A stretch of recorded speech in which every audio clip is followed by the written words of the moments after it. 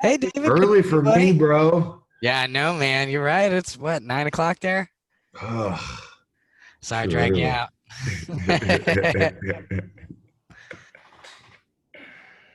Oh man.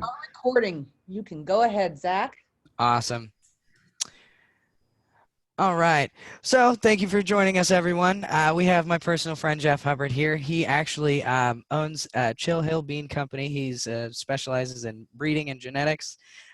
He's also got a background in dispensary operations, and he's right there in the Emerald Triangle, right in the mix of it here. So I think this is something that a lot of you guys can, you can learn a lot from this guy. He's also from Columbus originally, so there's a lot of easy correlation between, what you're doing now and what you can be doing depending on, you know, where your mind is set. So How Jeff, much? why don't you go ahead and, tell everybody a little bit about your background. Yeah, so I guess I started strain hunting back, it would be 1995 Mhm. now. Ran into the RKS from North Carolina, and I found out that there was a different level of cannabis out there. Right. And from that point on, I moved into going to New York, the East Coast, Florida, started talking to people in California, and then moved to Humboldt. And that's where I've been for the past 7 years now. It's been that long, man. It's crazy. Flying. And then Yeah. I'm also, I'm the purchasing manager and the store manager at Dr. Green Thumbs in Humboldt. So I've also run this dispensary as well. So it's safe to say if there's any good weed around, you know We about it. have it. Right. It's on the recreational market. We got it. That's for sure. It's Yeah. a tough thing to do. Well, and I think it goes without saying, the Humboldt market itself is kind of a whole different beast when it comes to the cannabis market, I imagine. We got from 21 to 70, and they all think Mhm. they know everything. Yep. Exactly. Like they just think I'm third generation. My parents have been growing and they grew, and I know everything. And in the educational part, it makes it difficult because they already have preconceptions that are Right. already misconstrued. Right. And you're kind of breaking down barriers that were built a long time ago. And you got to do it really gently. Right. You're telling them It's a that lot of their great ego. uncle's, recipe might be a little off. Yeah, sprays and stuff like that, Oh that's yeah. all done. You Yeah. can't do that kind of stuff now. Well, I mean, there's good reason for it. I mean, you and I both know how crazy it can get out there. I mean, when you let people get away with, even a little bit, they take advantage. So, Well, dude, I won't bring up any sprays out there, but I mean, there's sprays that you can get at the dang store that'll destroy your crop yep. before the flower. Well, absolutely, because even, something harmless like green cure inherently is isopropyl alcohol. So what happens when you hit Plant alcohol? therapy, Yep, dude. I mean, it's exactly. isopropyl soap and peppermint. Right. So your whole excuse my language, your crop comes out smelling like peppermint. It's Right. just like, oh my God. It's good for a holiday strain, though, right? No. I guess. Awesome. So, a lot of our students are coming from, Ohio in general. Even a good bit of them are from Columbus as well. So, coming from Columbus, I think there's a lot of things, people would like to know if, how can they come from here and get there? What would be like the first thing you tell them to, you know, start paying attention to? Well, first thing would be is you better have a passion for cannabis Sure. above and beyond a passion for the other stuff that's green, which is money, Yep. which is a lot of a motivating factor in people's career choices is that it's going to be tough and a Yep. long road. You better really love the plant, love what it does to you, your family, your life, because it's a commitment. Absolutely. Well, you you got know, to understand the relationship. It's giving something to you, so you got to, at minimum, give it something back in that it's short going to time make it's you here, right? work for it too. Hmm. That plant's going to make you work for it. Exactly. And I mean, That's you know how it is, dude. Like that, I think that's where I got most of my strain hunting real tools from was being in the Midwest and having to drive right. everywhere, and look and search for good cannabis. It's tough. Well, and thinking back when that was going on, you also had to have a certain set of networking skills. You had to go Uh, about things, completely almost, the right way. almost to the point where you need to be born into the circles to get the right cuts, Right. you know, So, or pay ridiculous amounts of money for the right cut.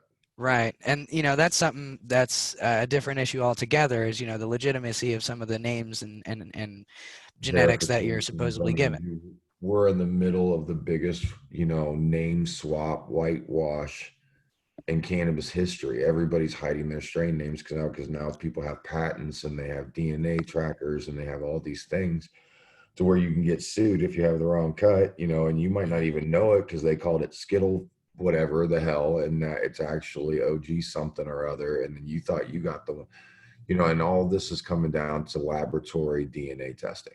Right. You know, So is one that of kind of where everything is going? That's where it's That's evolving where then? it's already there.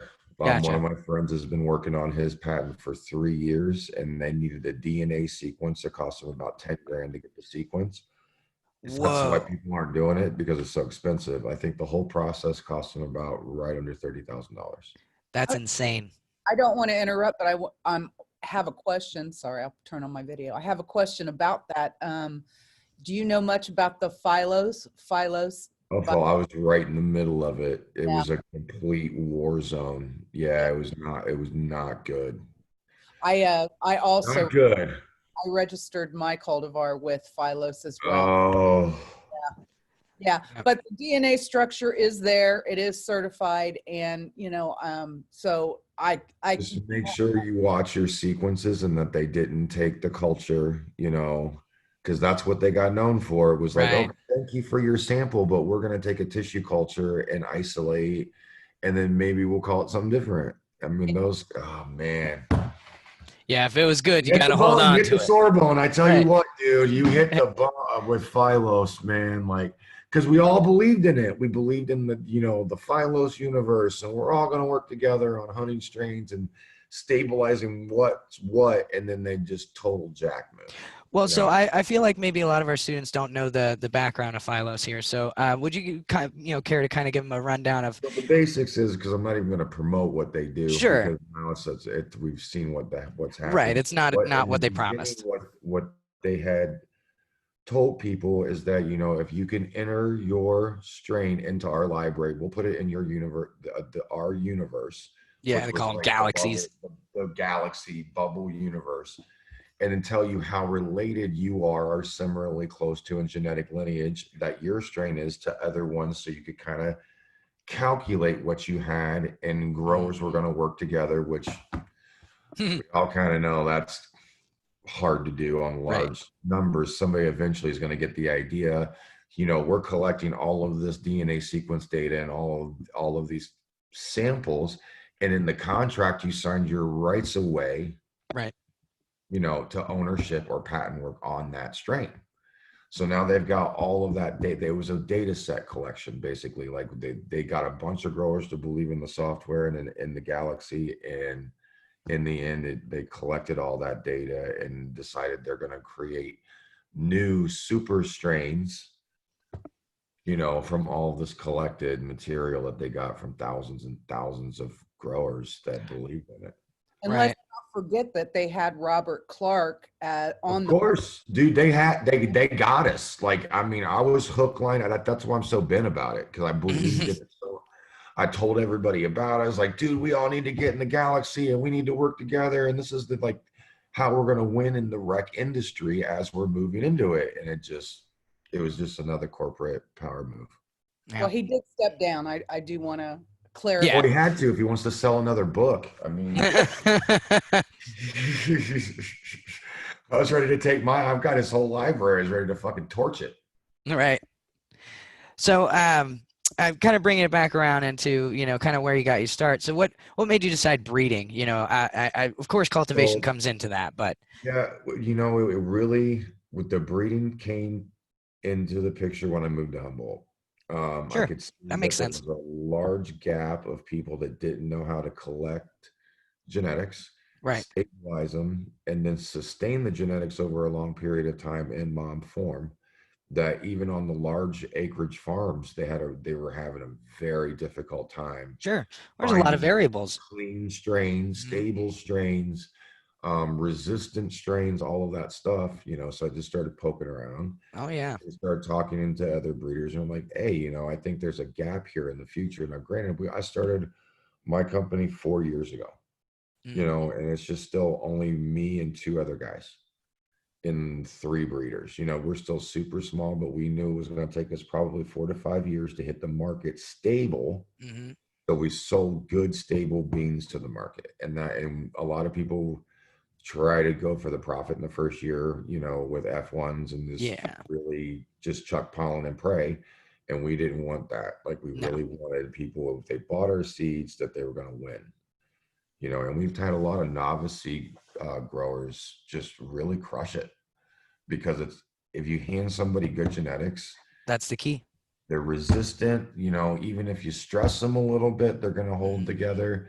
But again, you know, cannabis being a homogeneously hermaphroditic plant, so like it's got a survival mode that if you stress even the most stable fucking girl out, to a point, yeah, exactly. the balls in Herman, and be like, hey, I need to survive, I'm going to die.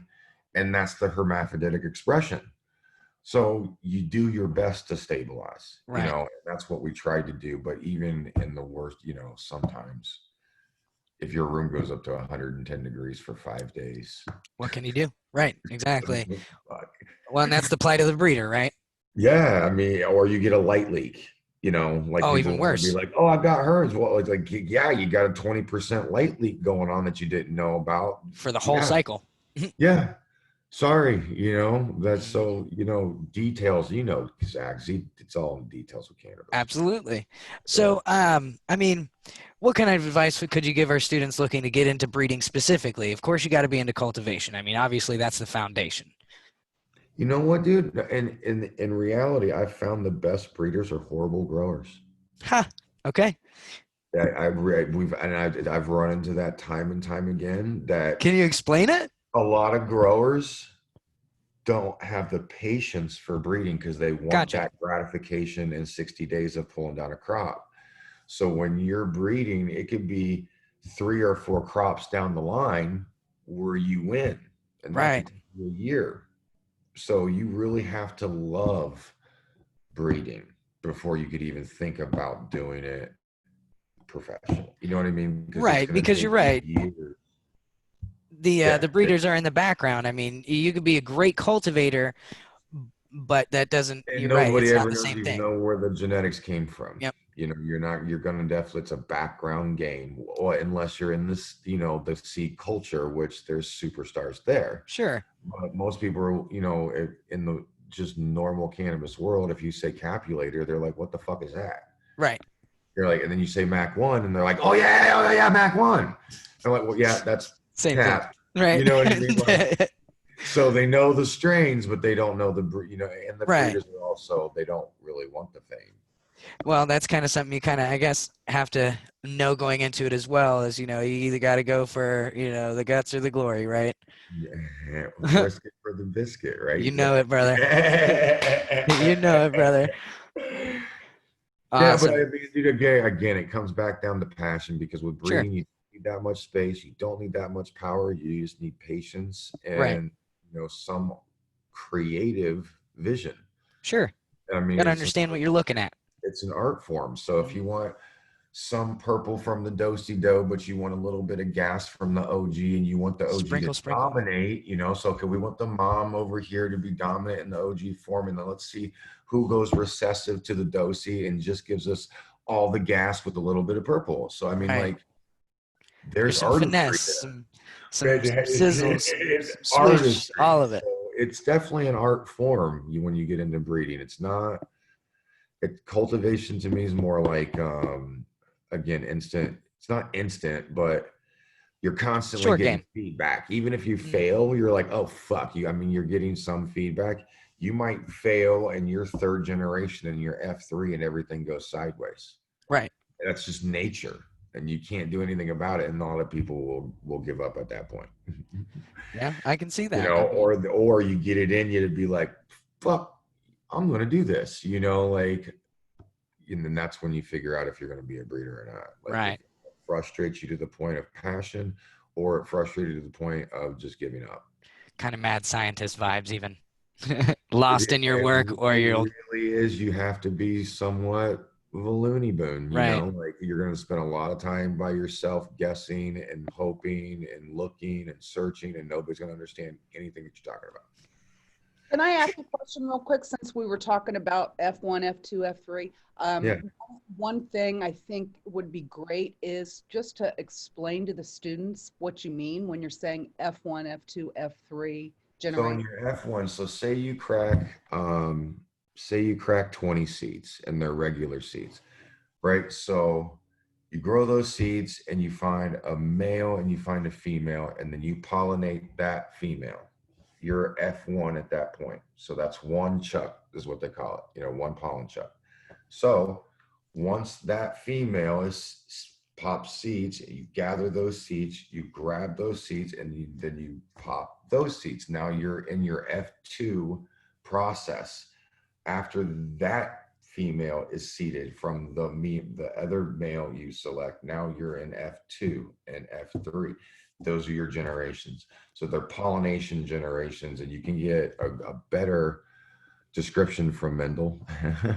If you look up Mendelian genetics, they'll describe it very well, you know, with vegetables. But that's basically your pollination. Every time you pollinate inside of a regular process, that's your generations at that point. And then you could also go with female reversals, where you have a female, you stimulate reversal either through environmental or spray. And I mean, they have reversal sprays. Sure. You're looking at the S1. So the seeds that come off of a feminized, you know, reversal is an S1 elimination. So those are not even F varieties. You know, they're fem S1s, and they'll Right. always express feminized, Right. And which some people want. yeah, I mean, they're autoflower in most cases. They're all feminized, The or way not we autoflower, describe it to feminized in people is most this is cases. that if you want to pop seeds and get a really quick return, you go with fems. Right. If you're looking to breed and you're looking for pollination, you're looking for males and females, then you want regular seeds. Right. But for most people, you know, they're going fem seeds, grabbing a mom, doing the selection, taking the clones from the mom and calling it a day. That's Right. it. And that'll get you through 2 years before the mom starts to degrade. Right. It starts to move back to one of the parents' dominancies, and you'll lose expressions, and then you have to, you know, find another mom. Right. And at that point, who knows what other expressions the plants are bringing out. Who fucking... Right. It's all right. I'm in my office, Zach. I'm just like, ah! We're all adults here. It's okay. Anyways, so I'm sure you're kind of crazy right now as far as everything you got going on. I mean, so what's it like not only running your breeding program, but also managing a successful dispensary? It's a challenge.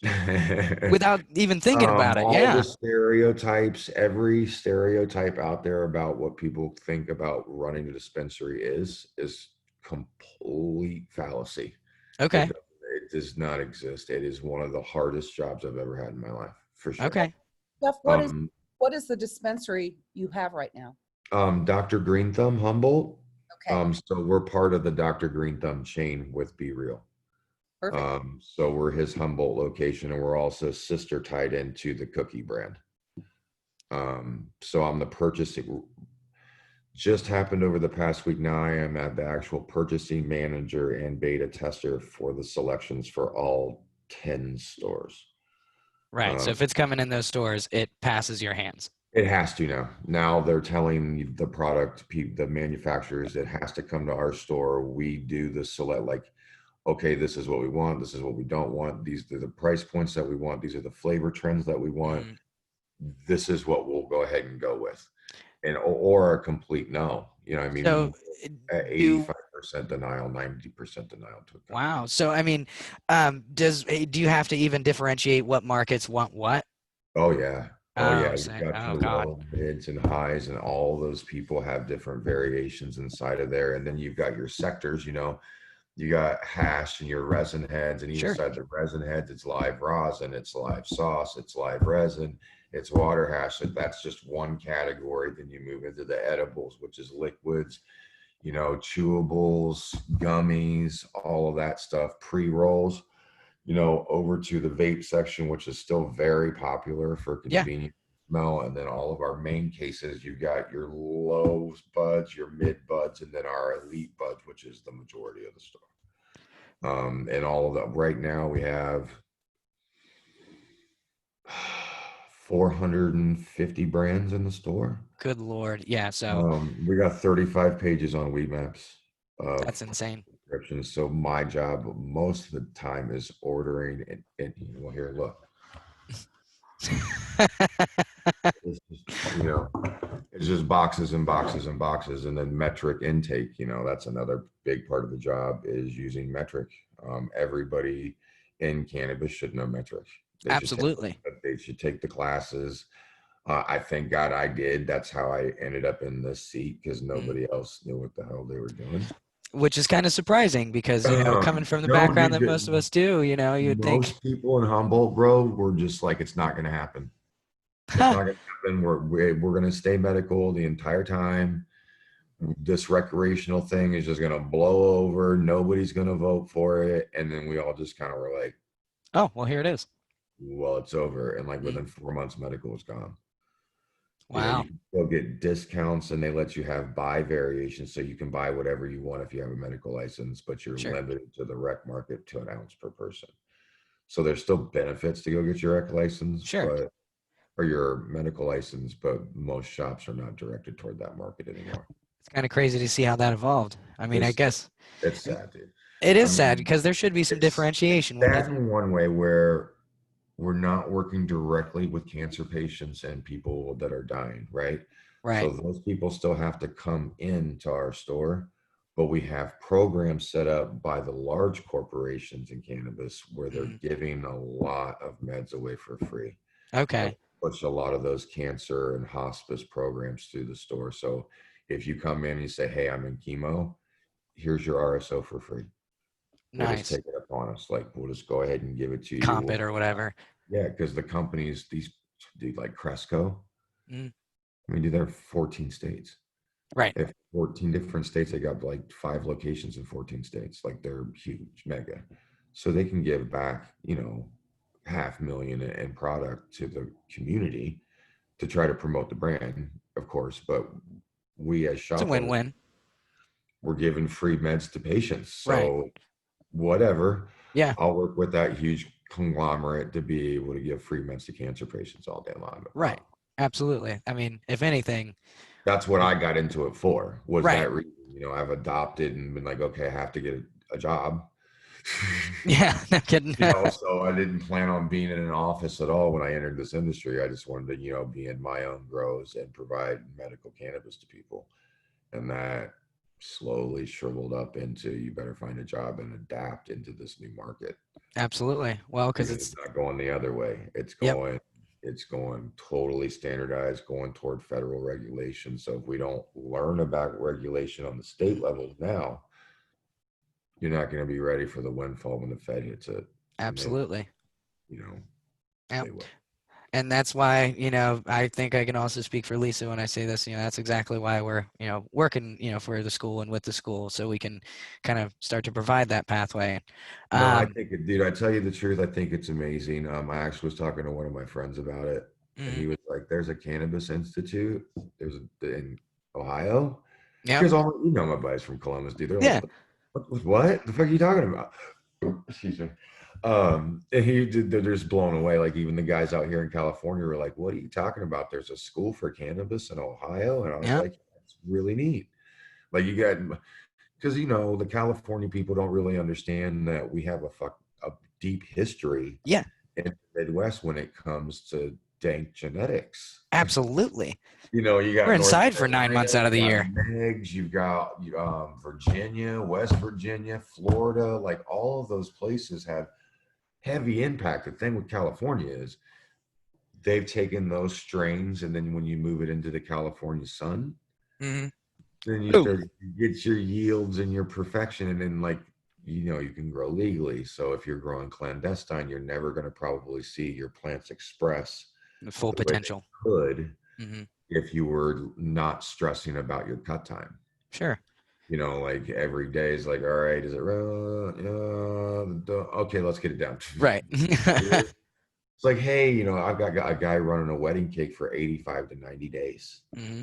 And it's phenomenal, dude, but most people are cutting it at 45 to 50 and they're like, Yep. okay, decent, but in reality, it's like that thing can go Oh yeah. distance and Yeah. people just aren't getting there. And I I will come back to genetics. That's a very important point when you're picking out genetics, especially for an operation. hmm You need to take into consideration trend set, yield set, and find a balance of a good yielder but still has a trendy terp set, Right. Still has a trend terpene that people are chasing after, like the gelato sets or the OG Mhm. sets, they're looking for certain flavor sets of it, and that's terpene sets. Right. Exactly. Yeah, because you can have two, 28% strains, but they're gonna, Be sell night completely and different day based on on where how they they are. affect the human body and the Hmm. brain and how you consume it and the people that need to be consuming it. Hmm. Like that's on the dispensary side. Like we immediately ask people if they don't mind discussing why they're using cannabis. Okay. So we can find out, do they have a heart condition? Do you have a panic disorder? Are you suffering from depression? Like, so any of that. So, you don't want to hit somebody with a fucking Sure. pure sativa if they have a panic disorder. Yeah. Absolutely. Or if they have a hard time staying awake, there's all those variations. Or if they have a heart problem, you don't want their heart rate to accelerate really quickly. So maybe Hmm. you stay away from the dabs, and maybe you should do edibles because it hits your system in a much gentler way. Hmm. So there's lots of differences there. It's kind of funny you say that because you're slowly becoming a pharmacist. It sounds like That's maybe not where, even slowly. yeah, it's already. I mean, that's what it is. That's And we crazy. also we tell people that we are not medical professionals, Sure. but These are my recommendations based on. exactly. We're trying to help you out and make sure that your relationship with cannabis is a positive experience. Oh, absolutely. Because it can You help know, everyone as long as it's administered correctly. in the way you're introduced to it. If you're brand For new and you've sure. never done it before, you don't need 30% THC flowers. No, not even close. You're good at 12. Like, chill out, take some of the lower end outdoor and learn about what your tolerance is and what Hmm. you want before you start jumping into the deep end where there could be some severe panic or just, Yeah, take it. absolutely. So, what are some of the challenges that you've faced? Even be it coming from the Midwest and doing what you're doing, or even just in general. What are some of the initial challenges that you faced that you didn't really foresee when you kind of first set out on this mission? Well, it's strange because I went to Humboldt. I was living in Los Angeles for 15 years. So that's where I actually got my feet wet as Okay. far as the medical field with cannabis was in Los Angeles. So I know I call it my degree. Probably spent $100,000 over 7 years going to every dispensary and smoking every strain that I possibly could to research cannabis to eventually get into the dispensary market. The breeding thing kind of hit me from outside of it. It was because I started to see the really rare OGs and Bubbas in LA, Mm, 99, 2000.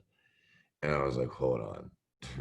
right. I've This is seen different. some dumpster. I've seen some good things come out of the Midwest, but I started to see things that were completely different, even though they were coming from Florida. Hmm. It's like after they had adapted the OG and the Bubba that came from the East Coast, but they did. I mean, it changed me forever.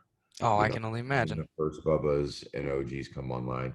I mean, in Ohio, my first turn on was RKS, Roadkill Skunk, and I Mm, mean, it was the most. It took me 11 years after smoking that one strain to find something similar. Searching. right. you Well, and that's know, amazing too that you remember it. I mean, that's oh, dude. I mean, smells and tastes. What they do to our memory is just brother. I mean, crazy. I was 19 years old. Right. I'm 46 now, and I can still remember that taste in my Hmm. mouth to this day. I still open the window in my car when I smell a skunk. Always. So you know what that is, right? So that's thiols. So that's what we're actually we're attracted to as human beings with the skunk smell is thiols. Hmm. So I found this out because now that's all we're searching for is Sure. plant and thiol. That's so funny. Yeah, so we Nature's take funny. one of my buddies has a lab and we'll find a strain because now we get samples from everything that comes through the dispensary. So he only needs a gram. We take that gram over and we actually do the terpene analysis. So we're like, okay, what's the popular terpene that people are craving in this, Right. Try to right? find the similarities. He runs an AI scrape over the web. So we go, okay, what strains have these terpenes in it? Right. So we can't find the runts cut, but maybe this white Tahoe cookie #9 is similar in this set, and we can cross that to an OG to gas it up. So you can start to look in the combinations when you do laboratory analysis. And that's where you're talking about the art form. You gotta see between all of that stuff. Yeah, see the actual percentages in the terpenes. Like, I mean, when you get it through a now, granted, I'm lucky to have access to a lab, but it would cost you about $100 a strain. We do it just because we're collecting the data, for breeding. Like, where's it going to be in 3 years? What do we think is going to be popular in the strain game? So we're not working with something that's popular right now. Right. You're trying to be ahead of the curve.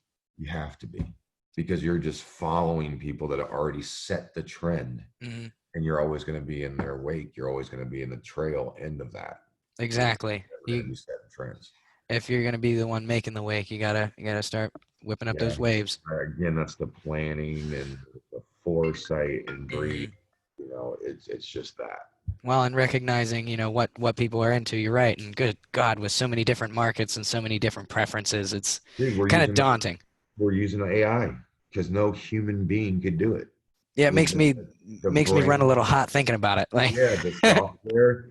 You program the parameters, the data set for the scrape, and you just scrape the whole fucking internet, dude. That's awesome. Without the sets, you're like, okay, these are the most popular strains on the planet. These are the terpenes in those plants. Okay. So is there any I don't know, like stipulations on where that data is gathered? Like, is say it, it's only available from these sources, or you filter it, so to speak, and only pull it from certain sources, or is it just literally Leafly, all of it? How's it work? All social media platforms. Oh, okay. The documents, anything. Wow. That create, dude, it's nuts. It's like name related. It pulls it out. That's insane. It's the guy that designed it. I'm gonna get him on here. It's terrifying, by the way. Very cool individual. We call him a scientist. His name's Dave. He works for a company called Talisman Analytics. That's the lab. Okay. So him on and actually talk to your students about laboratory analysis, how there is a very productive need for it when you're breeding. It's worth it. You should definitely put it into your budget that you're going to be doing lab analysis through your entire breeding program, so you actually have data sets in print form of what you've done. So if you are going to go to patent, you have the history, right? Not just you going, no, this is my strain. That's not going to work. No. And then we're also doing getting into CRISPR. Okay. That gene editing. Yes. Awesome. Okay. Yeah, I mean the competition's using it, so we're not using it for modification, but we're using it to definitely look at how bring out specific genes. Yeah, and it's like try to get certain terpenes to dominate and be like, okay, we can get this strain to pour out pretty much like 15% beta caryophyllene. Sure. That's going to be made specifically for a certain extract. Okay. Because that's where, again, back to breeding, you have to figure out what you're doing it for. Is, are you growing? Are you growing for flower? Are you growing for jars? Are you growing for extraction? Are you growing for edibles? Are you growing for crude? What's your business model for what you're going to do with your cannabis? Right. And once you figure that out, then you could start to look at your strains and go, okay, we're going to do this for extraction. We know this fatso is pouring 36% THC. It's the highest in the business. We're going to go with that. Right. We might even call it garlic bread, but that's the fatso genetic that we're going to use to get this extract to come out. And then you interesting. So it's like you have to figure out what you're going to do with your plants in the end. So really, though, you kind of explained how you can stay around as a breeding company too, because obviously, there's going to be a plateau if you only are doing one thing. If you're a one-trick pony, I feel like with any industry, unless you do it extremely, extremely well, you're not going to stay around. You got to have two or three. Yep. So you got to diversify. You're right. In that universe and have a team.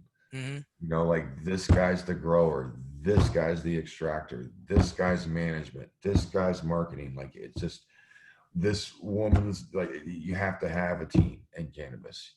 Right. And a lot of us, again, solo growers. Yeah.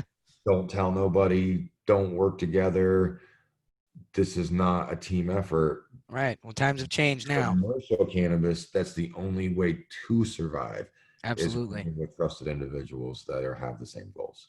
Well, yeah, you're right. I mean, you can imagine if you run, Gorilla Glue for 8 years, how much Gorilla Glue you think you're going to sell at year 8 versus year 1? Dude, and to tell these guys, like, look, we know you have a good cut. I got it. You got it dialed in, but you need to dial in something else. 5 strains. Mm-hmm. You need to dial in. Okay, I know how to grow all indicas, hybrids, and sativas. So it doesn't when the trends hit, and I can see down the line and be like, all right, in a year this is going to happen. You have the growing capabilities to grab from your seed stock and like, okay, I'm going to grab this indica dominant hybrid that's got a lot of fucking gas to it, or it's got a lot of candy to it, or this Skittles that is leaning more toward the grapefruit. Mm-hmm. And this is where, because fruits are coming back in, or fruits I've noticed berries are coming back in.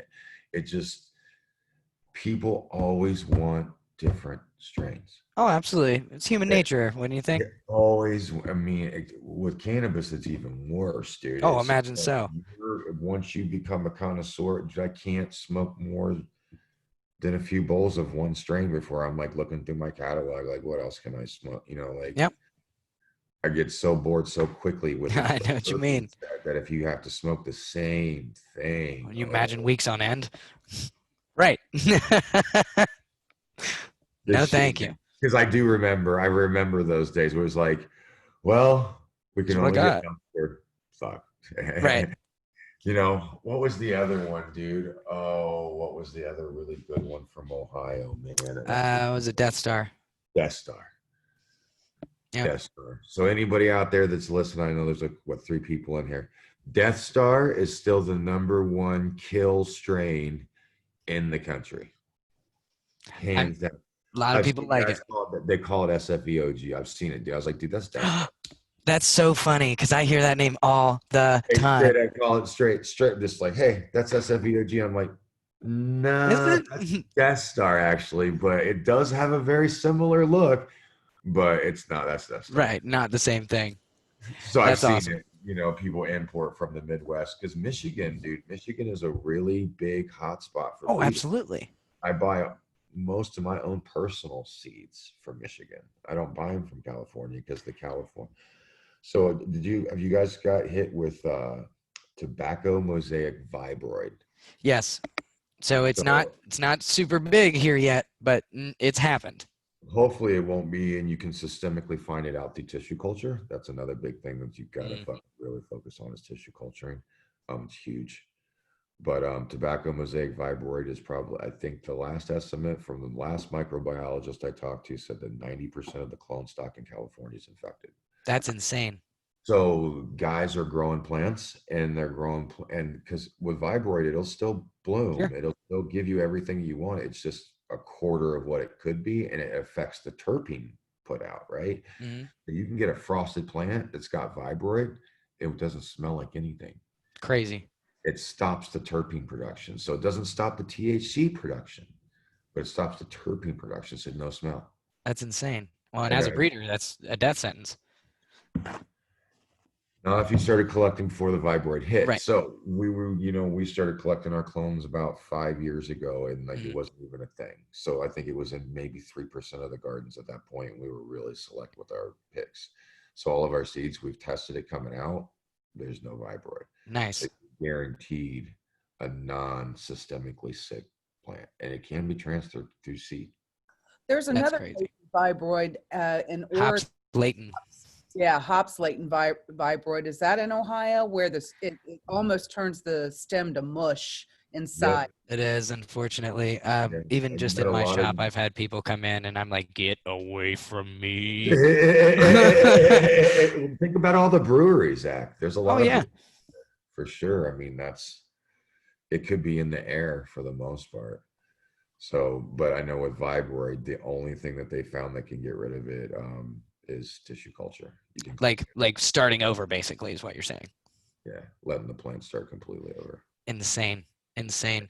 And is it something like you could be, I mean, it might even be, you could say, I don't know, but is it something that like a plant can recover from or like say be a carrier for and not show any expressions?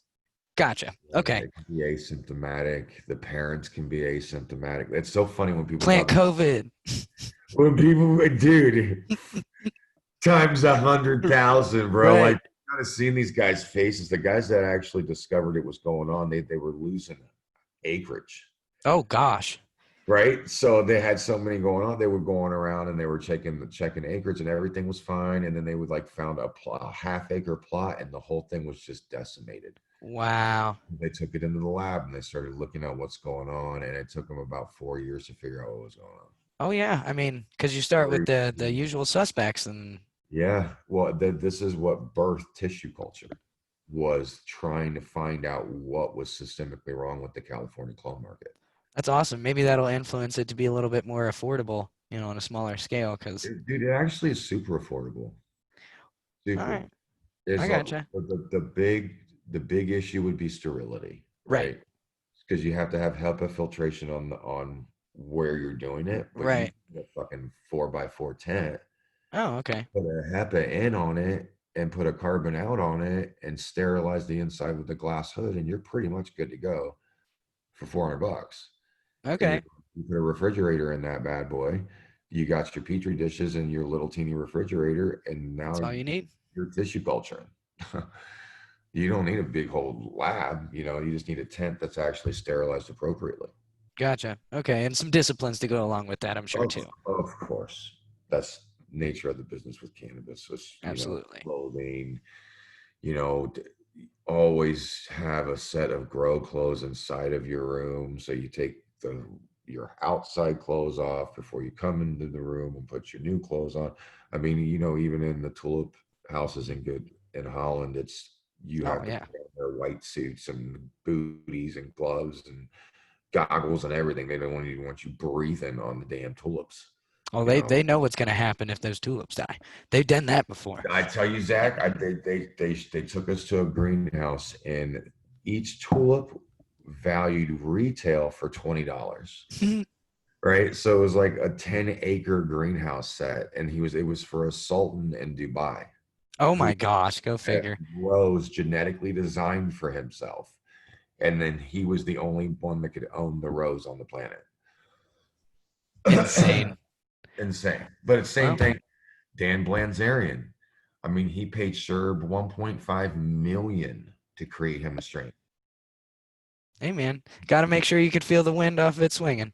Whoa, 1.5 million. I think you'd be like, here's your strain. And chances are he just pulled it from his catalog, like, okay, this is an unreleased. Here you go. Oh, yeah. I mean, easy money for him, really. I mean, you know what? Canada. So how do you deal with Canada being in Ohio, Lisa? What do you mean? So, like, you mean the Schottenstein-Afira thing, or? No, No, he was like, asking about my Oh, brain. yeah, you know exactly what I was talking about. Yeah. Basically, what happened was it was when I did the breeding, it was kind of like a how do I want to say this? Camaraderie. For Hash Church. I don't know if you've ever heard of that, but I'm the Oh moderator. my God. So do you know Indra Yes, I from do. House Church? Yes. He's been doing body treatments for me. Oh wow. Yeah. Well, I know how So it. that's who I'm learning like about terpenes from is Indra. That's small world. Yeah. telling you. So anyway, I had a guy that was in Canada that provided the mail for me, which ended up being a headband times tangerine dream. And then I had a great female. And so he kind of mailed or sent me his clone, and I got it going. And then I went ahead and did the breeding, just not to get into the breeding business, but, you know, just kind of a tribute to what we were doing. And he spread the seeds. I sent them to him. He spread them all the way up through Canada. And then I hit US, Jamaica. I think they're in Paris and Barcelona. Those are the states or the areas I got him in. And it just so happened, you know how it goes, a friend of a friend had a great clone that gave it to another guy that worked for an LP and introduced it. And that's how it's now on the medical shelves. But I'd love to talk. I'm working with a Canadian firm right now that's got a lot of potential. So if you know how to navigate like the Canadian universe, right? Because the LP shit is very, very complicated. Yes. And I have a lead breeder that's in an LP and he can't get new strains in, and you can't swap in between LPs. So he's, you know, we got him in a good spot. Right. Makes some money. You know, that's awesome. So, but I would love to be able to talk to you personally about that, like, because I don't know much about Canada. I worked for Gavita for about 2 years, so that I would Rambridge via Gavita, you know, so that's my Canadian experience. Is just with selling lights. It's not with dealing with LPs and, you know, the LPs to dispensary market in Canada. So you must know Jen Doe then, right? Yeah. Yeah. Okay. All right.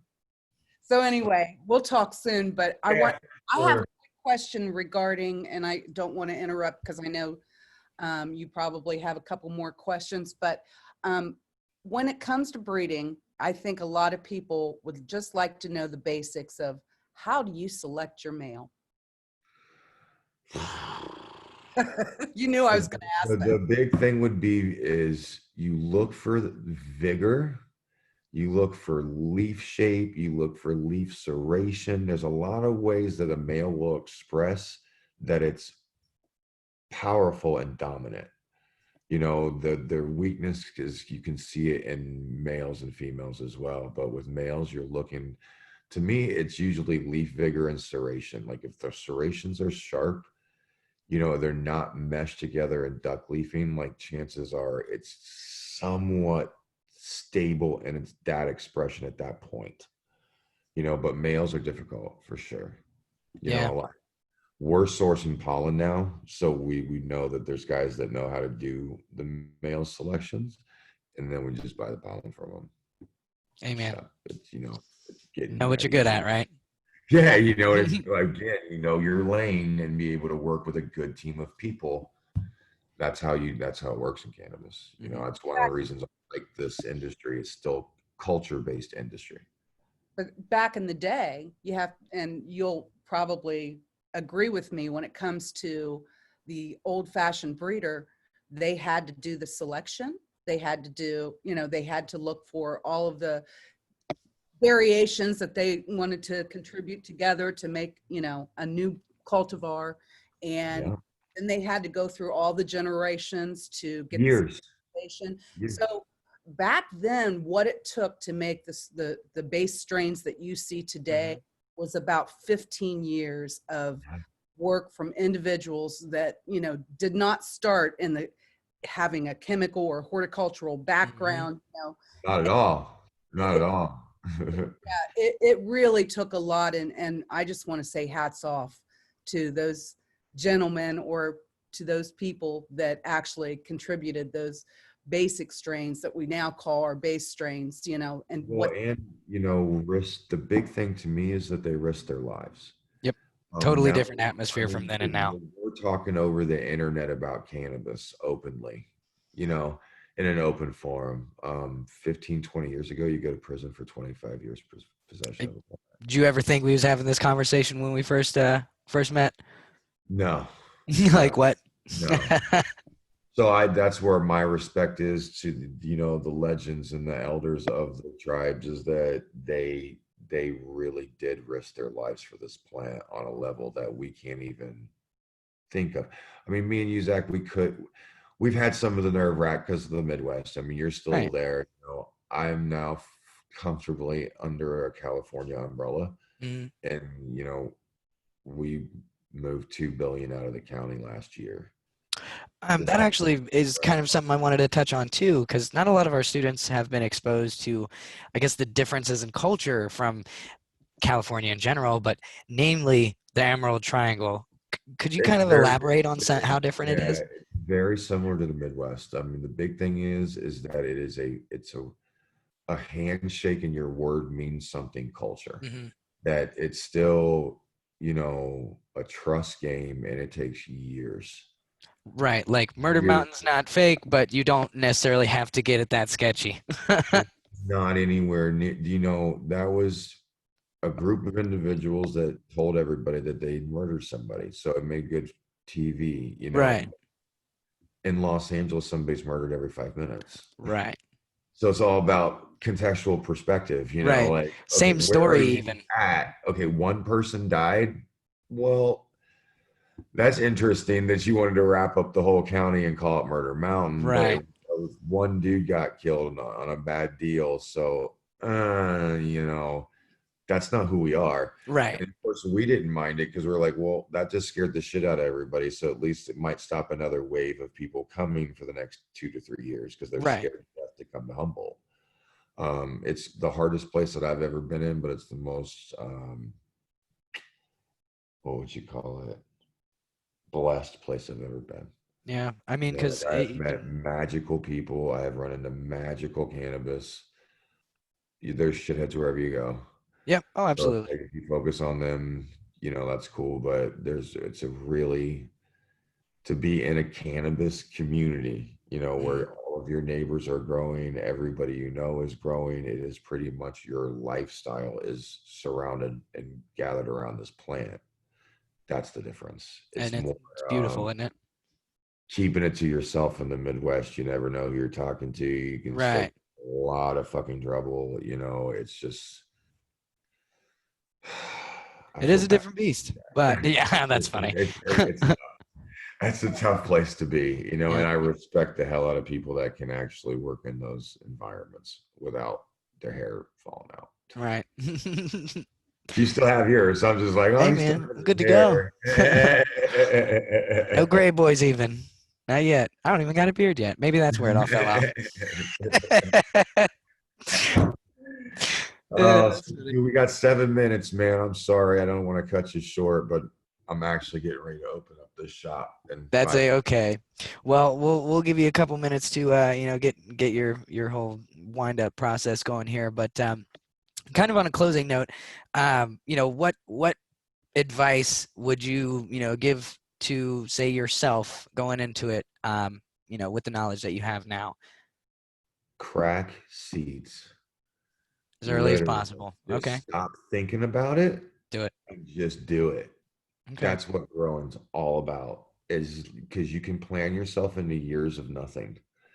Go grab a pack of damn seeds, put it in water, and then you'll start to figure it out. right. That's the only way you're going to figure it out, you know, is hands-on experience. Hmm. Oh my God, I just killed $150 worth of seeds. Right. That's Lesson. what. Hmm. There's a lesson. So what did you do wrong? Maybe you pick up a book, maybe you call a friend, you know, like all of these things. You just have to begin the process, and that's how you start, is Right. seed by seed, clone by clone, plant by plant, and the plant takes care of it. Right. Don't You know, once hesitate. you Don't start plan. that Just do. relationship with plants, dude, and they'll take care of you. Hmm. You know, well, sometimes, as long as you take care of them. Right. For the most part, anyways. Right, for the most part. But you know, I feel bare when I don't have plants. I You know, agree. so it's tough. Yeah. Yep, here we go, man. Awesome. Well, hey, I know you're We'll at the get you another 5 minute time. mark. No worries, man.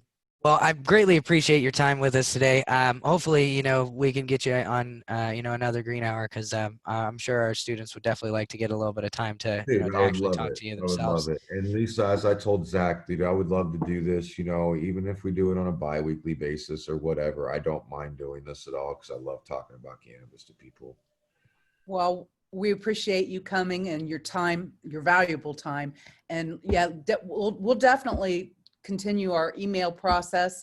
I think I sent you an email, so we have a connection now, and we'll. Perfect. That gentleman you were talking about, maybe we'll bring him in the next time, and Well, yeah, he would totally come in. He would perfect. totally come in. And the guy that runs the lab, he's really good friends with him as well. So Okay. he's a Hash Church guy as well. So it'll be fun. Maybe we can do concentrates next time or something. We'll bring those guys in on it. Sounds good. Thanks so much. People will come for Indra. All Yeah. right, Awesome. Dad. All right, Hey, Lisa. see Thank you, you Jeff. very much, guys. I Of appreciate it, course. man. Thank you, buddy. Don't work You're too brother. hard. All right, homie. All right, buddy. All right. Thanks, Zach, so much. We had a great interview, and it'll also be placed on the news feed for Populi. So Awesome. just half of it. Just go to your news feed here in a couple hours. We'll post the link. Awesome. Lisa, and thank you again. I appreciate it. This was actually quite a bit of fun. Yeah. Thanks. Of course. Talk to you soon. Again.